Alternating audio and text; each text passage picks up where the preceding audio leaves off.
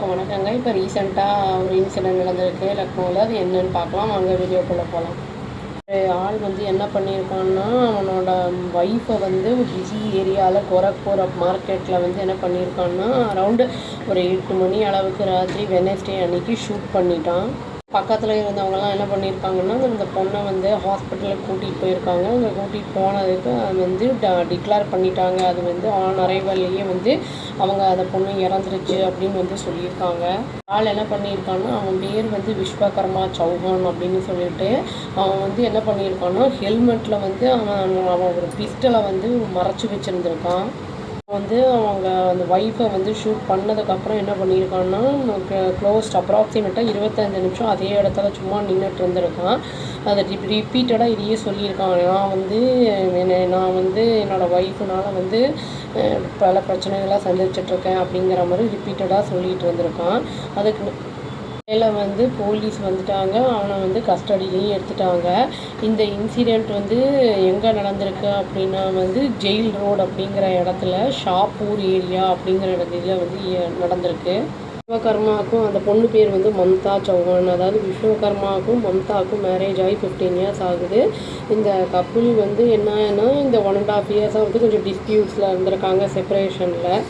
எனக்கு ஒரு டாட்டருமே இருக்காங்க 13 இயர்ஸில். மம்தா வந்து என்ன பண்ணியிருக்காங்கன்னா, அவங்க 13 இயர் டாட்டரோட வந்து தனியாக ஒரு வாடகைக்கு ரூம் எடுத்து, அதாவது கீதா வாட்டிகா அப்படிங்கிற இடத்துல ஷாப்பூர் ஏரியாலேயே இருந்திருக்காங்க. அவங்க வந்து ஒரு ப்ரைவேட் கம்பெனியில் ஒர்க் பண்ணிகிட்டு இருந்திருக்காங்க, பேங்க் ரோடு அப்படிங்கிற ஏரியாவில். அவங்க பேரண்டல் ஹோம் வந்து எங்கன்னா காஞ்சி அப்படிங்கிற இடத்துல இருந்திருக்கு. இந்த க்ரைம் எங்கே நடந்திருக்குன்னா, அதாவது ஃபோட்டோ ஸ்டூடியோ வந்து ஒன்று இருந்திருக்கு. அங்கே தான் இது வந்து நடந்திருக்கு. மம்தா வந்து ஃபோட்டோ எடுக்க போயிருக்காங்க. அப்போ வந்து ஃபோட்டோ எடுத்துகிட்டு விஸ்வகர்மா வந்து அந்த இடத்துக்கு வந்திருக்கான் அப்படின்னு தெரிஞ்சு ஃபாலோ பண்ணிவிட்டு வெயிட் பண்ணிகிட்டு இருந்திருக்காங்க ஸ்டூடியோவுக்கு வெளியில். மம்தா வெளியில் வந்த உடனே ஆர்கியூமெண்ட் வந்து நடந்துக்கிட்டு இருந்திருக்கு. இப்போ இடையில அது வந்து எஸ்கலேட் ஆகி ஃபிசிக்கலாக வந்து ஆல்ட்ரகேஷனாக இருக்குது. அது இதனால் வந்து என்ன பண்ணோன்னா, கோவம் வந்து அந்த விஸ்வகர்மா வந்து அந்த ஒழிச்சு வச்சுருந்தான் இல்லையா ஹெல்மெட்குள்ளே அந்த பிஸ்டலை, அதை எடுத்து 2 தடவை வந்து மம்தாவை வந்து சுட்டிருக்கான். ஒன்று வந்து செஸ்ட்டில் வந்து பட்டுருச்சு, இன்னொன்று வந்து ஹேண்டில் பட்டுருந்துருக்கு. அந்த மாதிரி இப்போ ஷூட் பண்ண உடனே அப்படியே கொலாப்ஸ் ஆகிட்டாங்க அதே இடத்துலையே.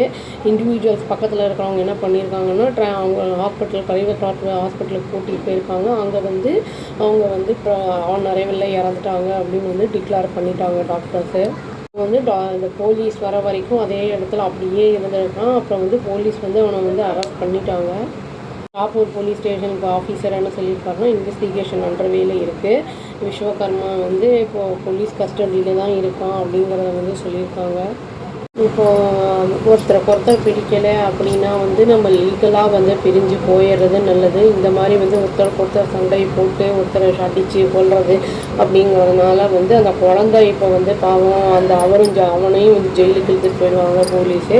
இந்த பொண்ணுக்கு அம்மாவும் இப்போ இறந்துட்டாங்க. 13 வயசு தான் ஆகுது. இப்போ வந்து கூட இருந்து சப்போர்ட் பண்ணுற வயசு அந்த குழந்தைக்கு அப்படின்னு சொல்லி இந்த மாதிரிலாம் இல்லாமல் சுகமாக பிடிக்கலாம் சுமூகமாக பிரிஞ்சு போயிடுறது நல்லதுன்னு சொல்லி வீடியோ முடிச்சுட்டாங்க. அவ்வளோதான். Thank you. Please do like, share and subscribe our channel and click the all option and tap the bell icon. Thank you.